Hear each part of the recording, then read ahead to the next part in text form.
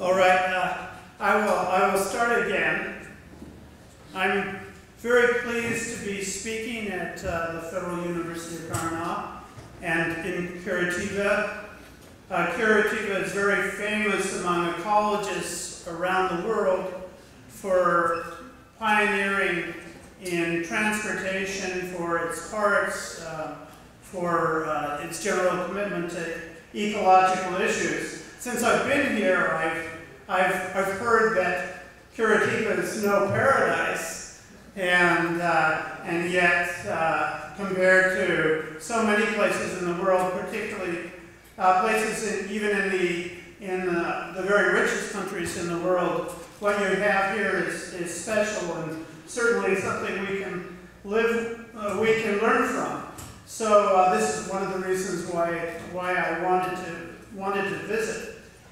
In the late 1980s, I'm going to talk about Marxism, ecology, and society, an emancipation project is the title of the talk. And in the late 1980s, there was a growth of ecological Marxism and ecological socialism.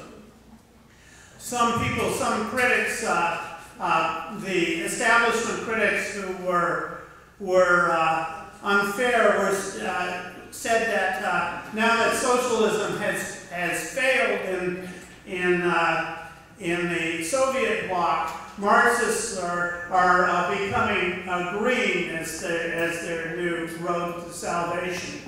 And but this was no doubt it was a learning process for Marxists in the period. But the most important thing that caused Marxists to increasingly turn towards ecological issues, and Marxists had been involved in ecological issues for a long time, but started to turn to ecological issues in a big way and to develop what we call ecological Marxism, ecological socialism, was the new understanding that we had a global ecological crisis, and not simply local and regional ecological crises, and that there were new issues.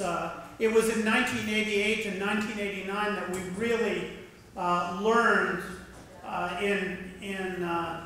in a substantial way just how serious climate change or global warming was. And when James Hansen in particular spoke before the U.S. Congress and made it absolutely clear. At the same time, people began to learn about just how dangerous the destruction of the ozone layer was, the rate of species extinction. And so the idea of a global ecological crisis emerged in a very big way. And it came to be understood much more than it ever had been before that this was related to capitalism.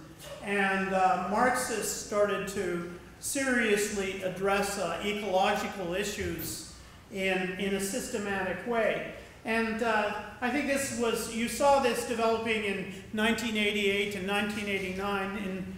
In the United States in 1989, James O'Connor, who was a leading Marxist economist, founded a journal called Capitalism, Nature, Socialism, which was very significant.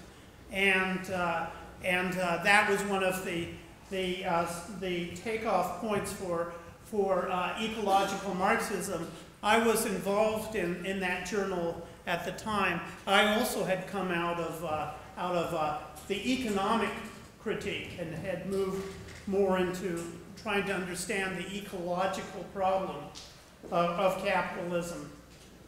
But in the first 10 years of ecological Marxism, ecological socialism, from around 1989 to 1999, the general view was that Marx had been anti-ecological, that Marx had not contributed important views on ecology, and that what views he had were mostly in the negative.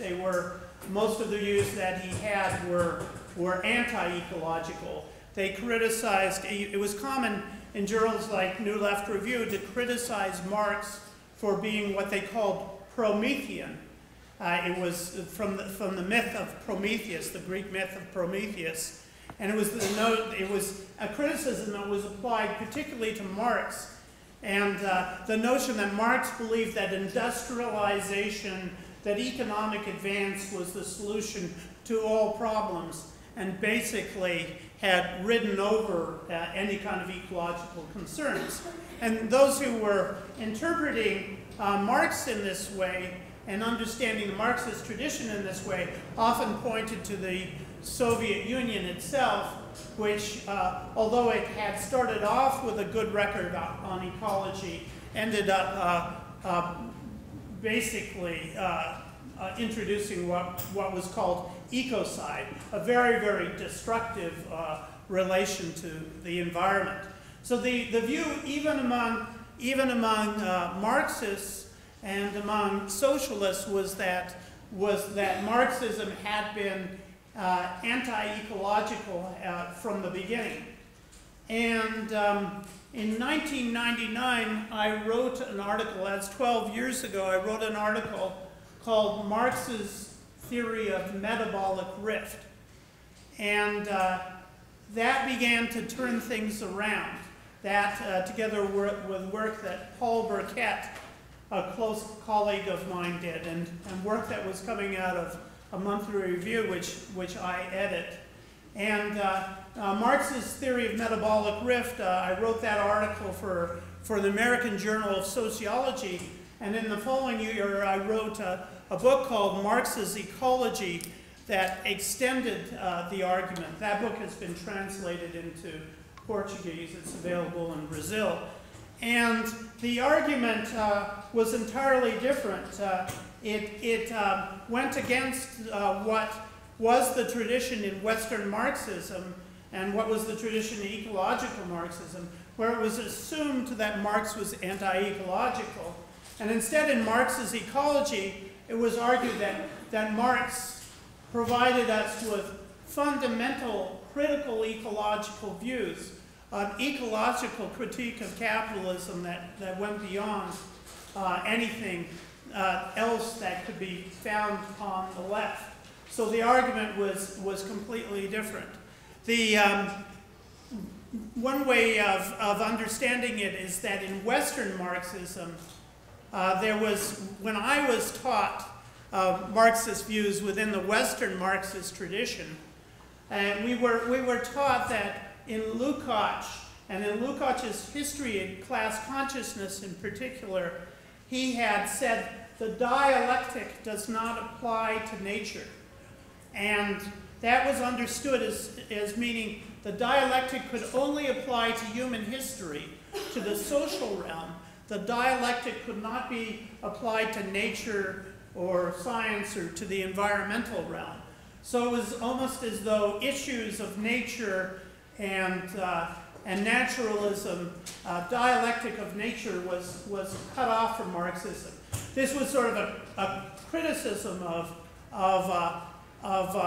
Engels's approach, where he had actually attempted to author a work on the dialectics of nature. So we were told that Marxists have nothing to say about nature, and that this is built into our method because the dialectic applies only to history, only to human history. So Western Marxism had these views that were very deeply ingrained. And when ecological Marxism came along, they tried to develop a new kind of approach to ecology, which grafted Marxist concepts onto green theory, onto standard green theory or ecological theory, taking Marxist concepts and grafting them onto it. My argument was that if you actually looked at Marx's work itself and you reconsidered it in terms of what we now know, in terms of his core analysis, we find that Marx was a very deep ecological thinker, but that for most of the history of Marxism, we've ignored that. In the very early years of Marxism, they were aware of it, but later on, there was a kind of a double death of Marxist ecology. In the Soviet Union, even though they were very ecological in the beginning, in the Stalinist period, in the beginning of the 1930s, they executed many of the leading ecologists. The Soviet Union was leading ecological studies in the world, but they actually killed and imprisoned ecologists because they were opposed to socialist primitive accumulation and the very brutal way in which agriculture was being dealt with. And meanwhile, in Western Marxism, they followed this tradition associated with Lukács, or it was assumed that this was what Lukács meant, that Marxism had no room for a dialectics of nature, for dealing with nature at all. So Marxism moved away from ecology. But if you go back to classical Marxism, Marx had a great deal to say about ecology, more than any other figure in the 19th century. And there were a number of reasons for this, and I'm going to go over it in detail, but just let me give you a brief indication of where I'm going. First of all, you all probably know, if you've studied Marx, you know that his work is associated with a notion of the materialist conception of history. Marx's own term for historical materialism was the materialist conception of history. But Marx took it fairly for granted that when he referred to the materialist conception of history, that he took it for granted that 19th century thinkers who were dealing with his work, studying it, would recognize that there was another materialist conception that came before that, the materialist conception of nature, which was fundamental in the development of science. And so Marx was bringing in the materialist conception of history to supplement the materialist conception of nature. And he saw these two aspects of materialism as connected to each other, as interrelated, as dialectically connected. His contribution was the materialist conception of history, but he made it very clear that you couldn't understand that fully unless you also put it in the context of the materialist conception of nature. And the way he understood the materialist conception of nature, to understand how Marx saw that, you have to go back to his earliest work, to his work on Epicurus, who was the greatest theorist of materialism, the greatest materialist philosopher in ancient times, in ancient Greece. For Kant, for Hegel, for Bacon, for almost all of the thinkers of the Enlightenment and the German, and also the period of German Romanticism and idealism, the leading ancient materialist was Epicurus. And Epicurus, as both Kant and Hegel said, was the founder of empiricism and materialism.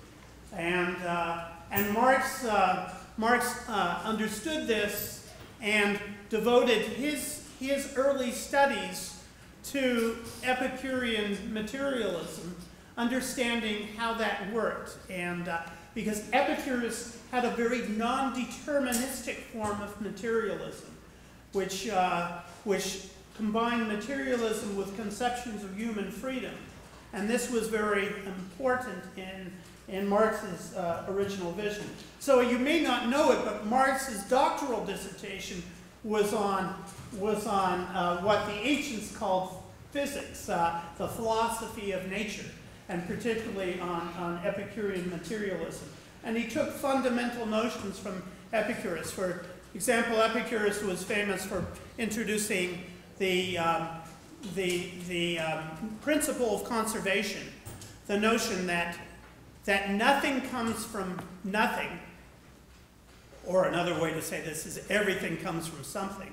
But Epicurus said nothing comes from nothing. He presented it as a paradox. And then he said that things being destroyed, nothing is reduced to nothing. That is, that when something is destroyed, something always remains. This is the principle of conservation. It's actually very closely related to the first law of thermodynamics. And Epicurus had these very deep ecological views, and also a very strong critique of affluence and accumulation, and a very non-deterministic materialism, where he talked about how it was based on an atomic philosophy, the notion of the material building blocks Democritus and Epicurus called atoms. And in Epicurus' view, the atoms fell to the earth in straight lines, but some of them swerved. And so there's a certain amount of indeterminacy in the physical world. And this was carried over into the social and ethical realm, arguing that there's a certain realm of freedom, even though so much is materially determined. And Marx called Epicurus the Enlightenment figure of antiquity.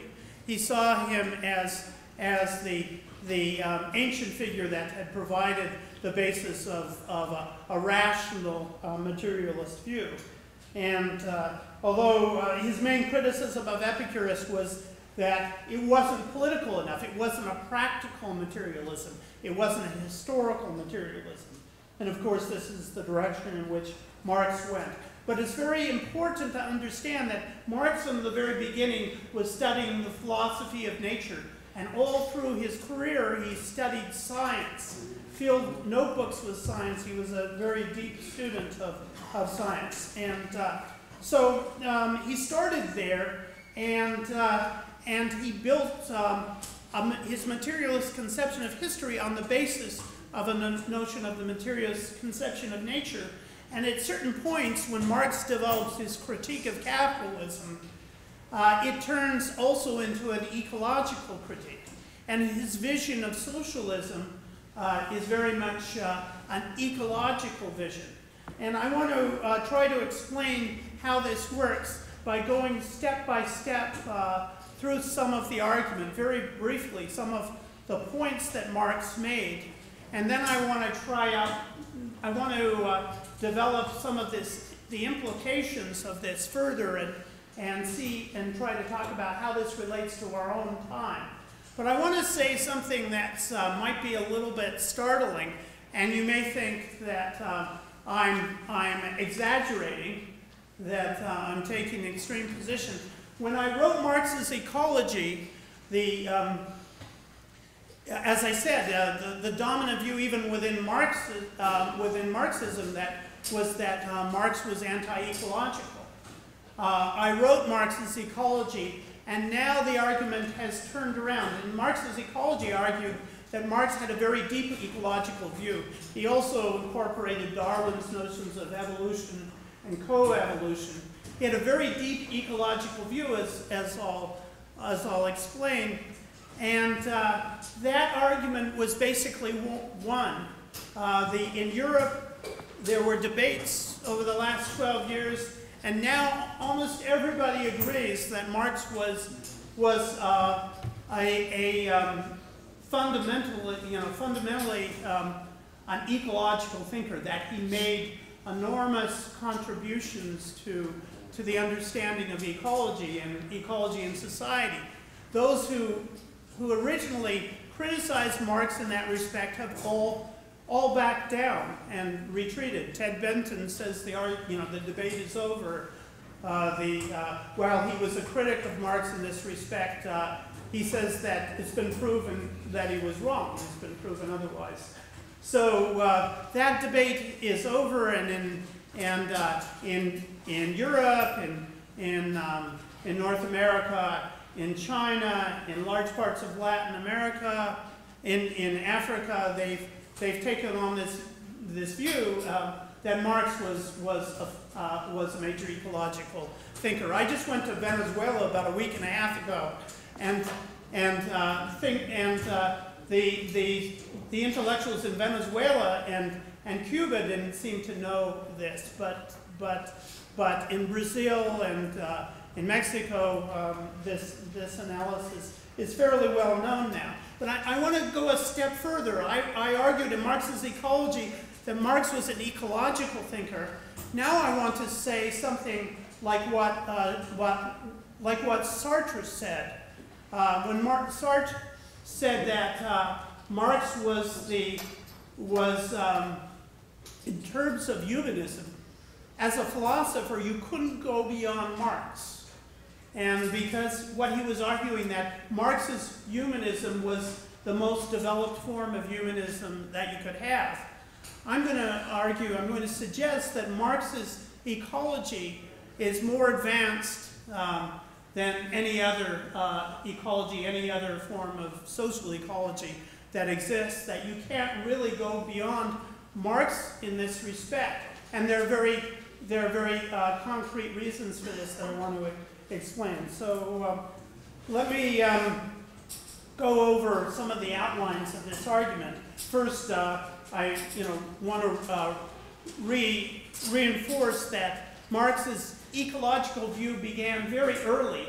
We talk about Marx's early writings when he wrote the economic and philosophical manuscripts in 1844. We call those Marx's early writings. Well, his doctoral dissertation on Epicurus, which is the most massive statement that Marx ever made on philosophy, and he wrote more on Epicurus than any other philosopher, even Hegel. That can be called the very early Marx. And in the very early Marx, you find the development of a materialist point of view, when Marx was only in his 20s. In fact, in our records, the very first philosopher that Marx ever mentions when he was still in the gymnasium, when he was still in high school, was Epicurus. He wrote a paper on Epicurus versus Jesus, although at that point he took Christ's side against Epicurus, maybe for the sake of his teachers. But the very first philosopher he ever dealt with was Epicurus, and he was attracted to the materialism of Epicurus's view, and the fact that in Epicurus this wasn't a deterministic view, but was a view that saw freedom as crucial, that was, as Marx said, a dialectical point of view. And when he studied Hegel, it was very much already a contradiction between this materialist standpoint and his reading of Hegel. So when Marx, after he got his doctoral dissertation, Marx became editor of the Rheinische Zeitung, editor of a major newspaper, and he became a political economist and an active ecologist at the same time. What was he dealing with when he first started writing? He was dealing with his first articles were on the law of the theft of wood in Prussia, when the peasants were being put into the jails. Most of the peasants, most of the people in the jails and the prisons in Germany at the time, in Prussia at the time, in the Rhineland, were there because they had stolen, they were accused of the theft of wood, of taking dead wood from the forests, which was their customary right, but had been removed by the property holders by the law. And this was when Marx first started to understand capitalism and to do a political economic critique. He also looked at the situation of the wine growers. So he started off with the ecological issues and related that to political economic issues. And all of this, the ecological standpoint, the notion of the alienation of nature, is very deeply embedded in his 1844 manuscripts, in the early manuscripts. Marx talks about pollution, he talks about the alienation of nature, he talks about that human beings are a part of nature and have been separated by it. And so this is in his early writings, and this goes right through Marx's work. But when he gets to Capital, when he gets to writing Capital in his mature years, when he's writing his political economy, his ecological views become more systematic, are integrated in a very sophisticated way with his critique of political economy. And this is something that wasn't understood for a long time.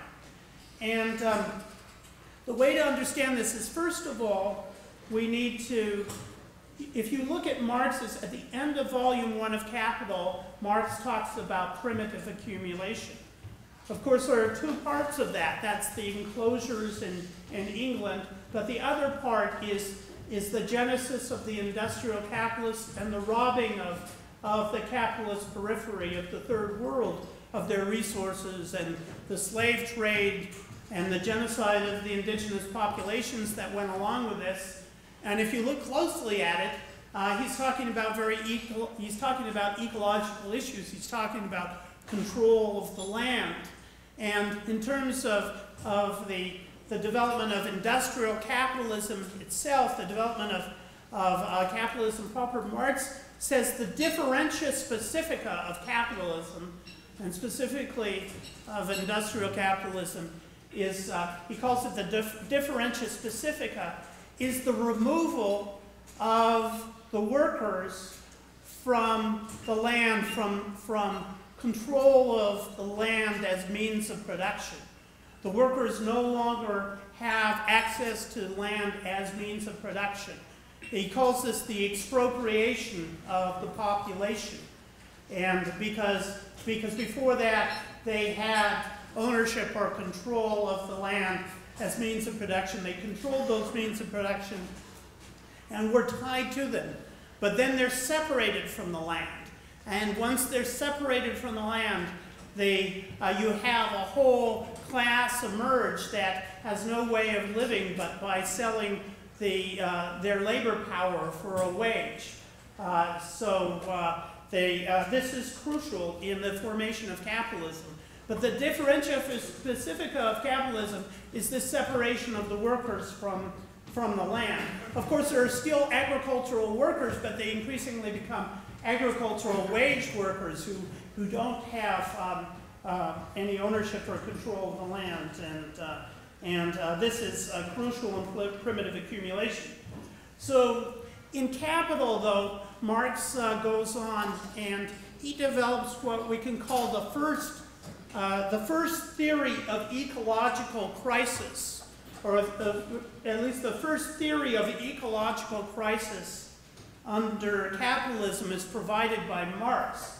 He was very influenced by Justus von Liebig, the German soil chemist, an agricultural chemist whose work he studied very closely, and Liebig had analyzed what he called the robbery system that he associated with the English high farming, the industrial agriculture that was emerging in England.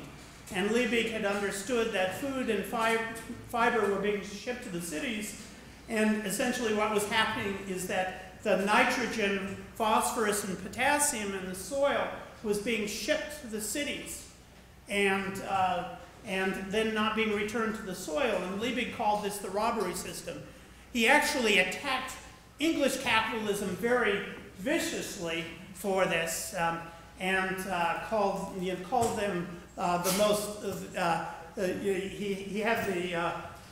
He called them all sorts of evil names. He saw them as vampires of the earth and so on, because of what English capitalism was doing. Up until that time, this was in the 1862 edition of his great work on agricultural chemistry. He made the criticism of the British very, very explicit. Liebig did.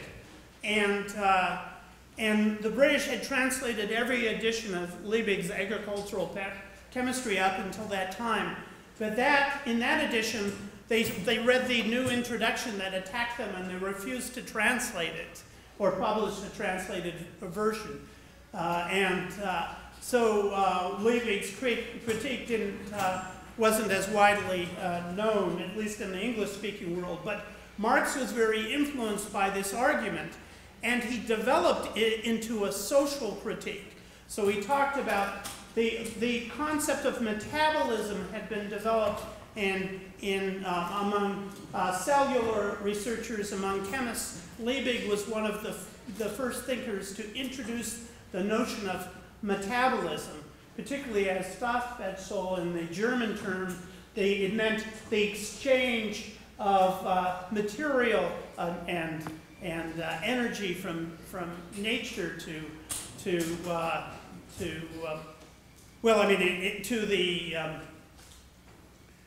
it had this concept of exchange where, let's say, an organism would take energy and nutrients from nature and metabolize them in their own body. And this could be understood at the level of the cell or the level of the entire organism. And it was very fundamental to the development of chemistry and biology and so on.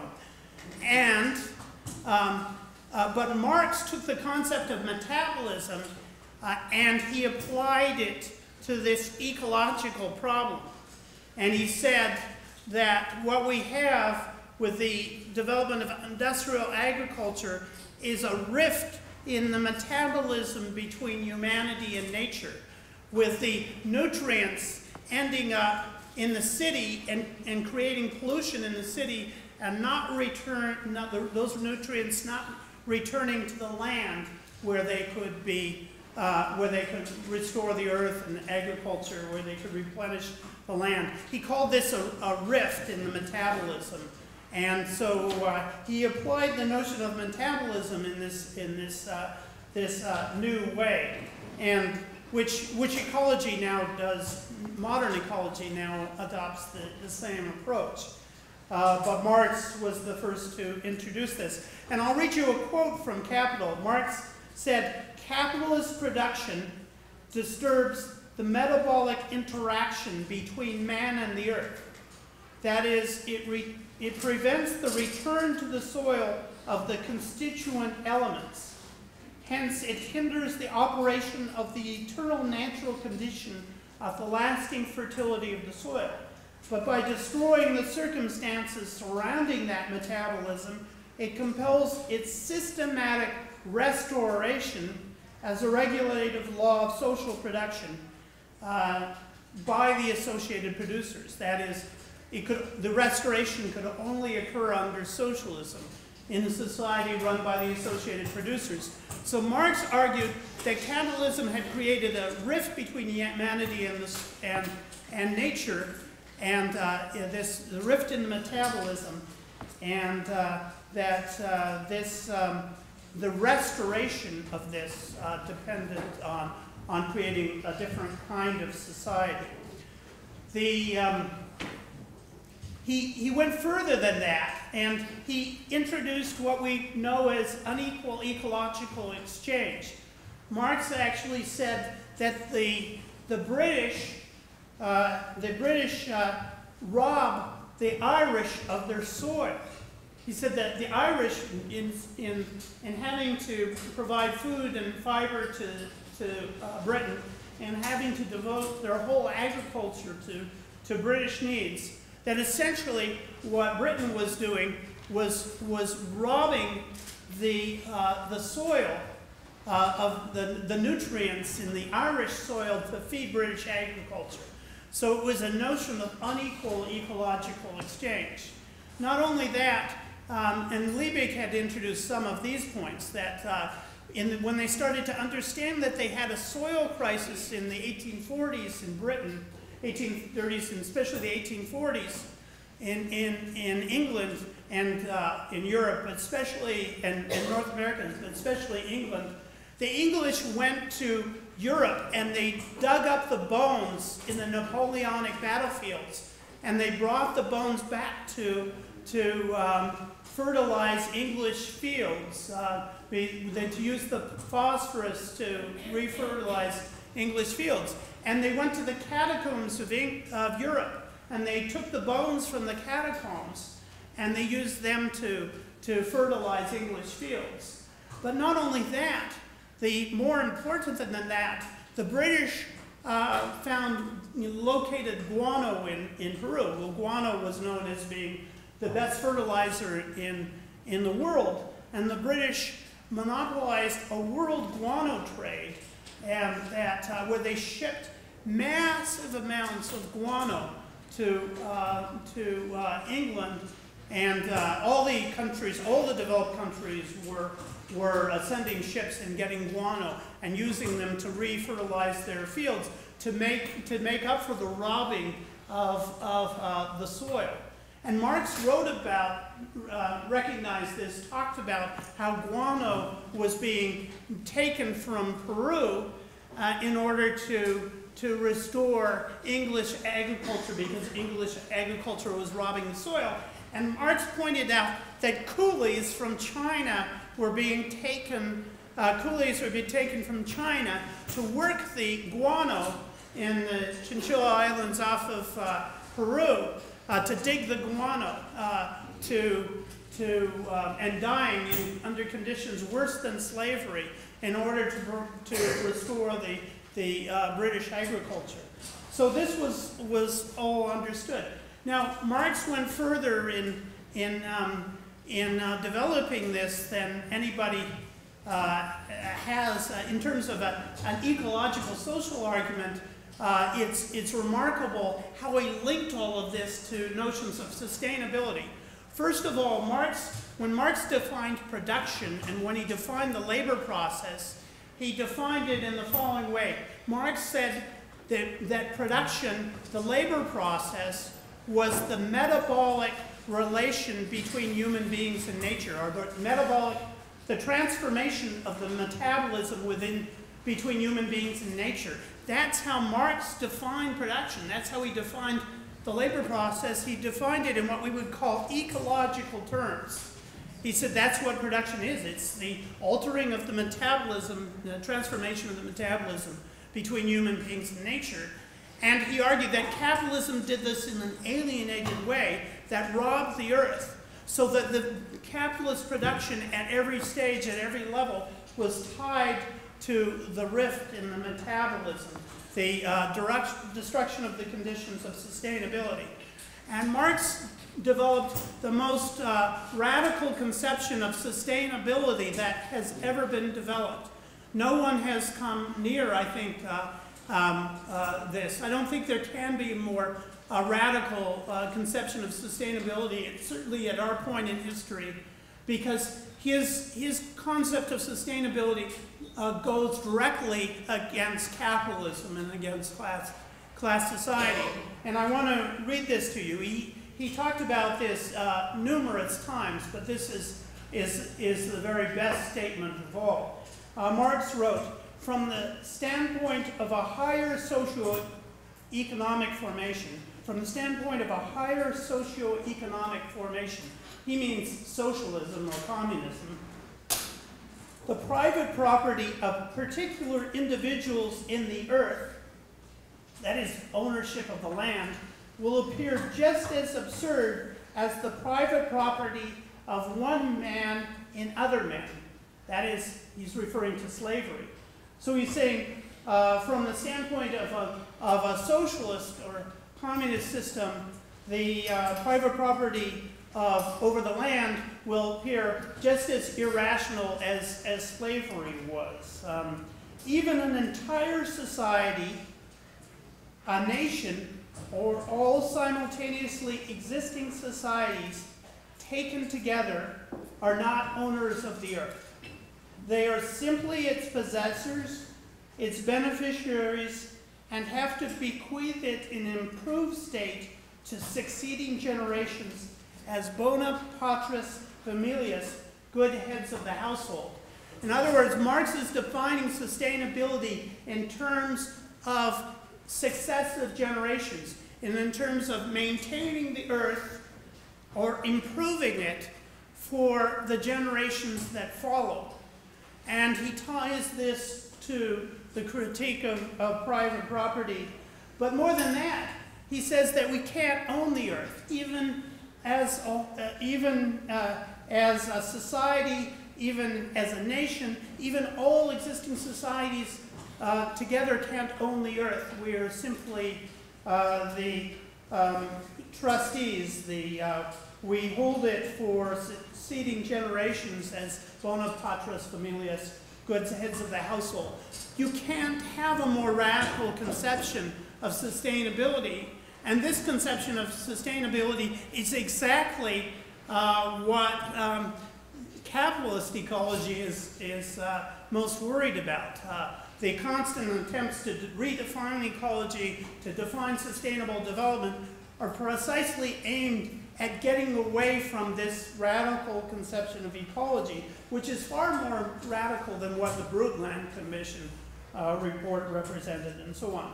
Another aspect that I wanted to bring out is in terms of sustainability. Marx was very influenced by Darwin's theory of evolution, and basically said that Darwin had accomplished in the realm of nature what they were trying to accomplish in the critique of human society, that Darwin had destroyed teleological thinking and really created a materialist relationship to nature that also saw nature as historical.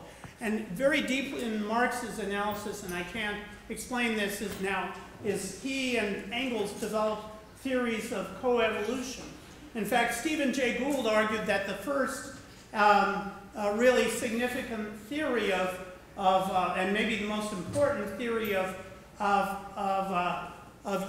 human gene culture coevolution of the human brain with culture was developed by Engels in the part played by labor in the part played by labor and the transformation of nature by man, which is part of the dialectics of nature.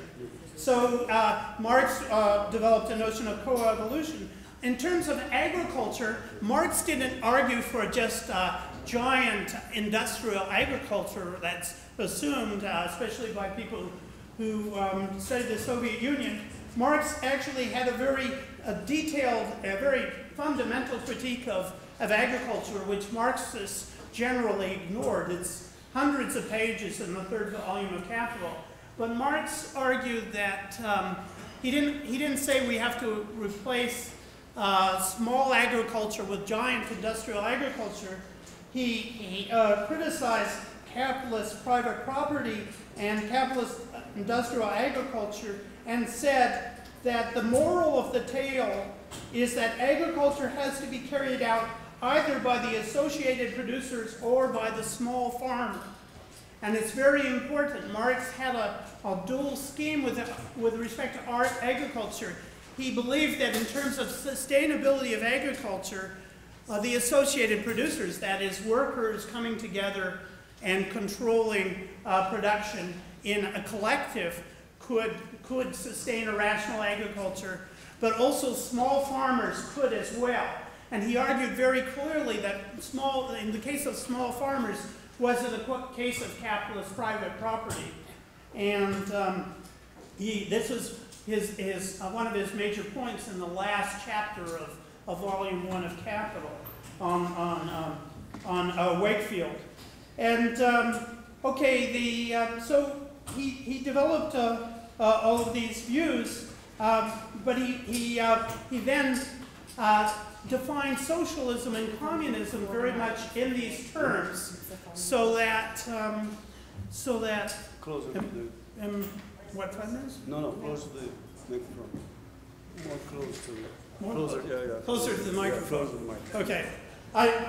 I tend to speak really loud and when I'm given a microphone, it's dangerous, so sometimes I hold it further away. But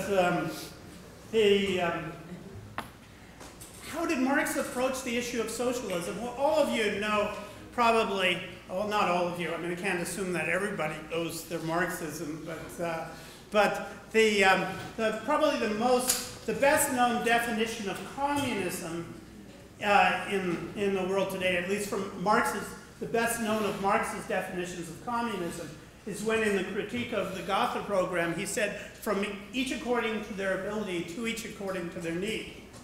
And that's a very, very famous definition.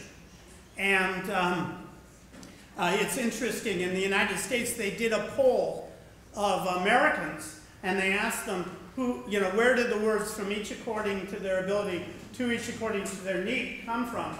And the vast majority of Americans thought it came from the U.S. Constitution. And so they think that the U.S. Constitution is a communist document, I think, or they're a little confused. And, but there's another definition of socialism that Marx gave in Capital that's even more important in terms of how we understand what he meant by socialism and communism, where he talked about what the associated producers were all about. And in volume 3 of Capital, Marx wrote, and this is just part of a quote, but he said, "Freedom in this sphere, the realm of natural necessity, can consist only in this, that socialized man, the associated producers, govern the human metabolism with nature in a rational way." For Marx, that's a way of talking about governing production in a rational way. But he defines production, once you get past capitalism, he doesn't define production in economic terms, he defines it more in ecological terms. So he says, freedom in this sphere, the realm of natural necessity, can consist only in this, that socialized man, the associated producers, govern the human metabolism with nature in a rational way, bring it under their collective control instead of being dominated by it as a blind power, accomplishing this with the least expenditure of energy and in conditions most worthy and appropriate for their human nature. But when Marx is defining, okay, what is socialism, he defines it in ecological terms as the rational regulation of the human metabolism with nature. He doesn't define it in terms of economic value. He doesn't define it in terms of growth of the economy. He doesn't define it in terms of industrialization. He defines it in terms of how in our production we relate to nature and how therefore we create human society in relation to nature, which becomes, for him, the critical component of the dialectic, the unification of the materialist conception of nature with the materialist conception of history. Marx has often said, they often said, well, the labor theory of value is anti-ecological, and because it says all value comes from nature. And so that Marx, in advocating the labor theory of value, was anti-ecological. Marx never advocated the labor theory of value.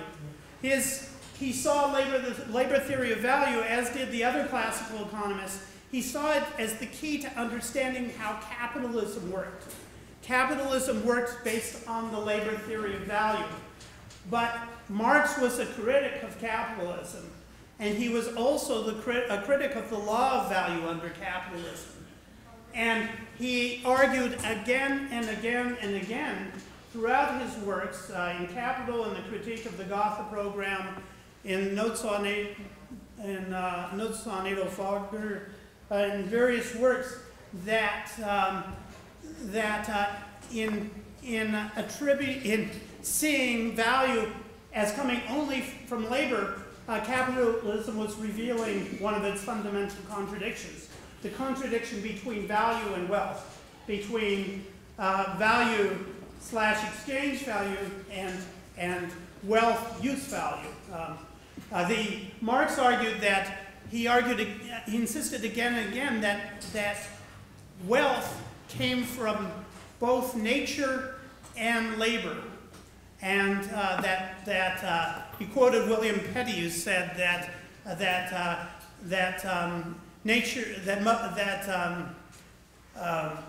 nature was the mother of wealth, and labor was the father of wealth.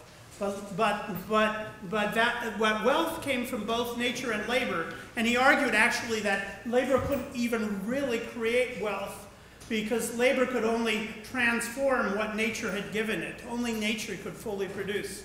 He said this at various times. And so nature is key to the production of wealth. To see things only in economic value terms is to make a major category mistake for Marx. So Marx had this very, very radical vision, which the socialist movement at his time wasn't really very capable of understanding. But he did have a big influence, in a way, on ecological thought. August Bebel, who was one of the earliest Marxists, wrote in his Women and Socialism, wrote about the theory of metabolism and how it related to agriculture. Kautsky, in his great work on agriculture, wrote about the problem of the metabolic rift, and actually talked not about, in 1899, talked not only about the fertilizer treadmill, but talked about the pesticide treadmill in 1899, which is quite amazing. There are a lot of the early Marxist theorists, Luxemburg, Lenin, Bukharin particularly, referred to ecological concepts. Bukharin took on some of Marx's metabolic views. There was a very strong development of ecological. There was a kind of ecological strain in early Marxism. Of course, Engels developed some of these ideas further in the dialectics of nature, and British Marxists in the 1930s developed a lot of the ecological views.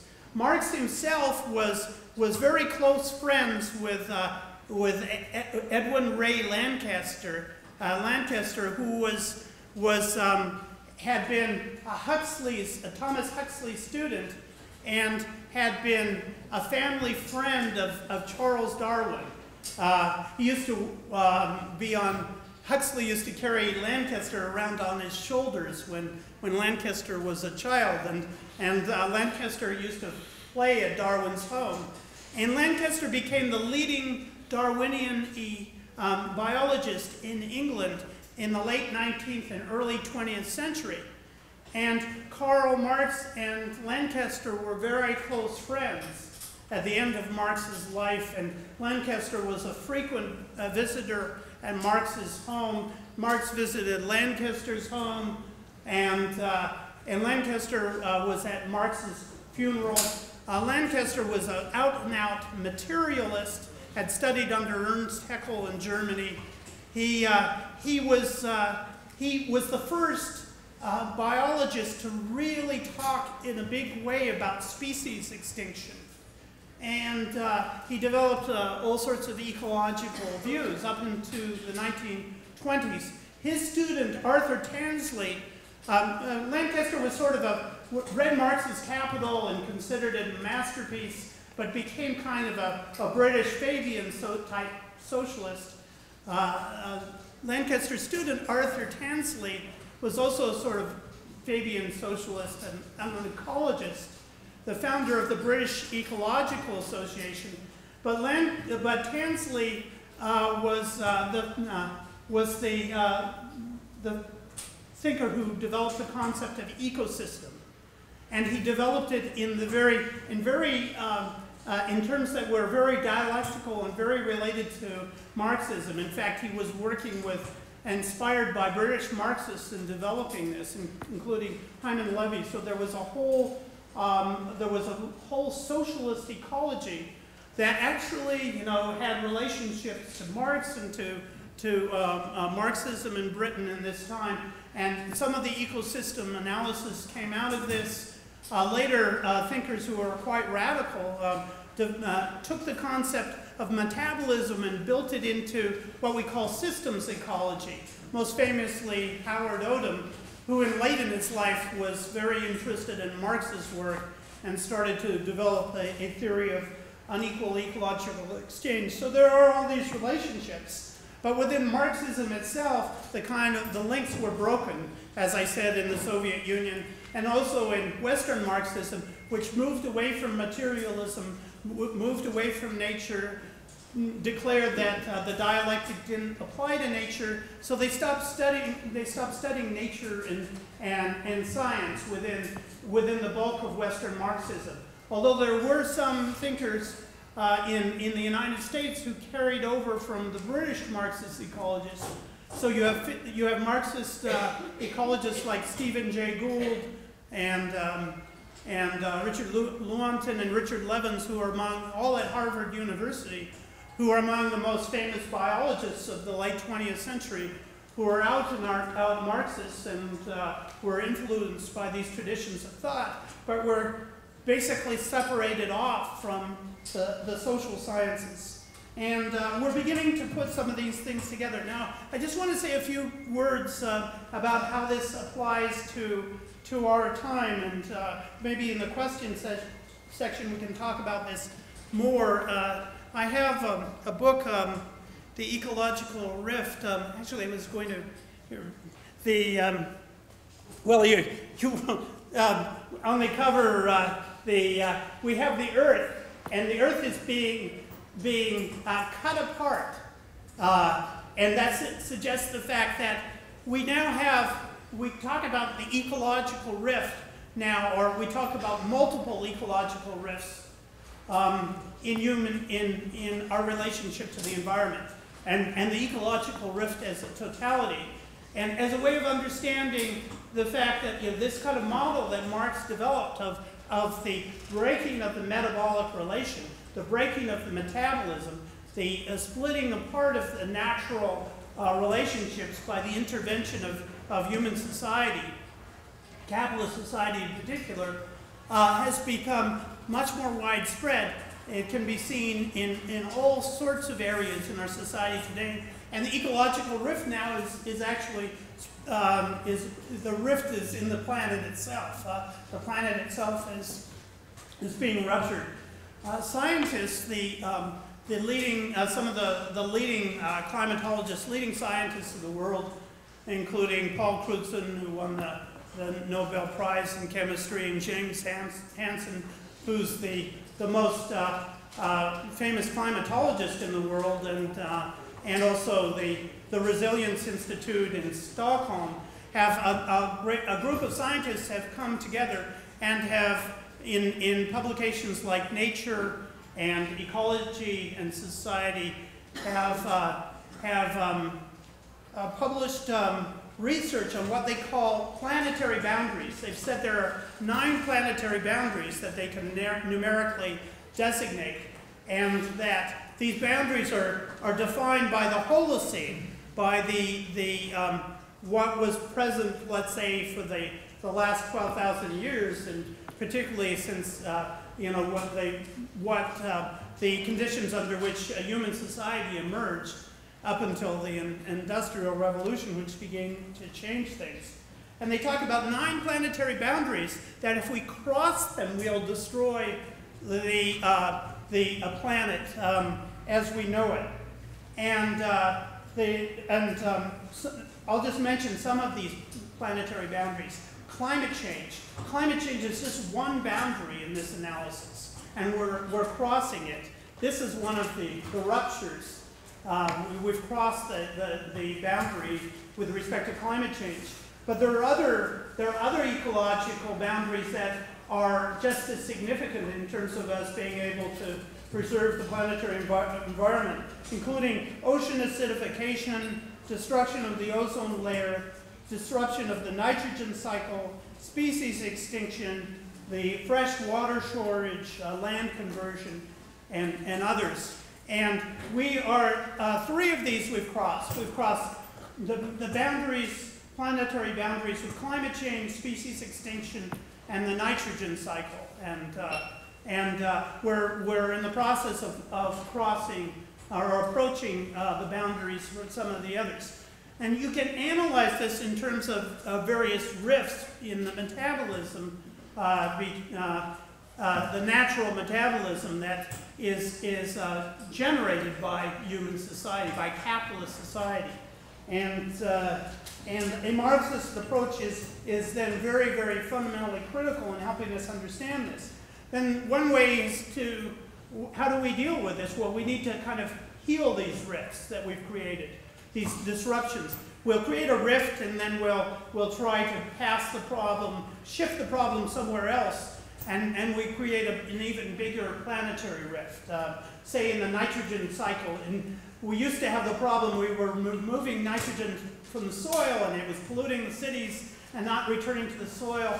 Then at the early 20th century, we found how to take nitrogen from the atmosphere with a Haber-Bosch process, and now we create enormous amounts of nitrogen using enormous amounts of petroleum. We make massive amounts of fertilizer, and we put that on the land to restore the land, and that is, the nitrogen runoff is then destroying our waterways, our oceans, and so on. It's become a planetary disaster. So we shifted the problem around and ended up with a bigger problem. How do we deal with this? Well, we have to understand that we're creating these ecological rifts, and we have to try to heal the rifts. But in a Marxist view, in order to do this, we have to move towards a socialist kind of approach. We have to move against the logic of capitalism, the value-determined accumulation, profit-oriented logic of capitalism. We have to move in some way towards a society of associated producers. We have to move towards a society capable of ecological planning. We can see of the revolt in terms of... Turn off. Probably you've turned off your... I turned it off.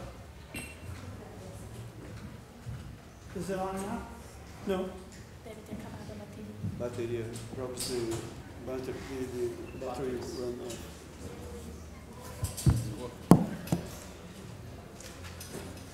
We have to find a way to then have an ecological revolution that is much more fundamental than what they're talking about in society today. If we're going to deal with this problem, even climate change is not even dealing with climate change, which is proven impossible for capitalist society, is only dealing with a small part of the problem. To deal with the whole problem, the only way to deal with the whole problem is by looking at the roots, by dealing with capitalist society itself. What hope is there for this? I have a notion of an environmental proletariat where the working class struggles will become more and more mingled with ecological struggles, as you can see in various places of the world already, where the material conditions associated with the environment, with ecology, are going to mingle with the material conditions associated with work and urban living and so on. And we will have the emergence, at least we can hope, of an environmental proletariat that fights for sustainable material conditions in general. And you could even say that such an environmental proletariat existed in England in the 19th century, and we've lost sight of that now. And we can look at various places in the world where they are socially transforming, transforming capitalist society, where they have revolutions in the works. Maybe whether they will succeed or not is in question. But you can look at societies like Venezuela, where they are building communal councils and changing the nature of the relationship of people to the state and hopefully to production, basically changing the nature of people's relation to their basic needs, water, food, housing, electricity, giving people more power in those realms. I think that if we have to understand that the path to an ecological revolution is through a socialist revolution, that they're intertwined, that we can't be reds without being green, and we can't be green without being red. The socialism, the fight for substantive equality, is the primary fight which makes possible the creation of a sustainable society. And this is a Marxist vision that they won't accept within the dominant society. I was listed a number of years ago as one of the 101 most dangerous professors in the United States by the right wing. The fact that I was listed wasn't that important. I mean, it was their opinion. But what I'm proud of is that they said what made me dangerous was that I was connecting Marxism to ecology.